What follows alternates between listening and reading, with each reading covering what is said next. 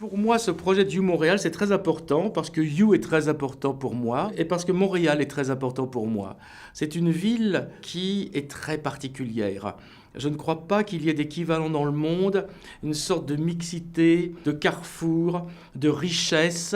C'est une ville qui, pour un étranger, est complexe à comprendre, qui paraît simple mais qui ne l'est pas du tout. Et c'est ce qui en fait tout son intérêt.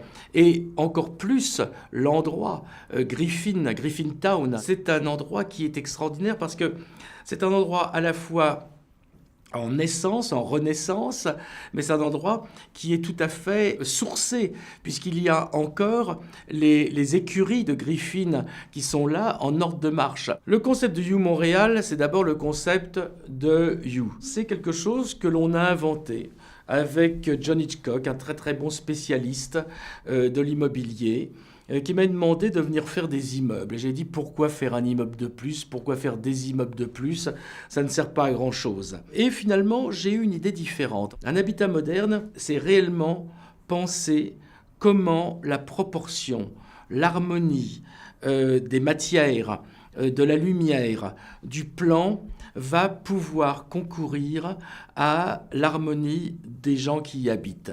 Donc le principal, c'est ça, que l'on vive ensemble, que l'on se retrouve, que l'on retrouve des synergies, que l'on s'aime, que l'on travaille ensemble, que l'on se parle, que l'on s'informe. Puis nous allons employer des vraies matières. Et dans ce projet-là en particulier, il y a vraiment des assemblages. Une fois de plus, je crois que You aura fait son travail, c'est-à-dire de créer une île différente, où les gens vont être différents, s'assemblent différemment, pensent différemment, parce qu'on leur a mis sous les yeux en permanence, parce qu'on leur a fait une boîte où ils peuvent vivre, où tous les signes sont un petit peu différents.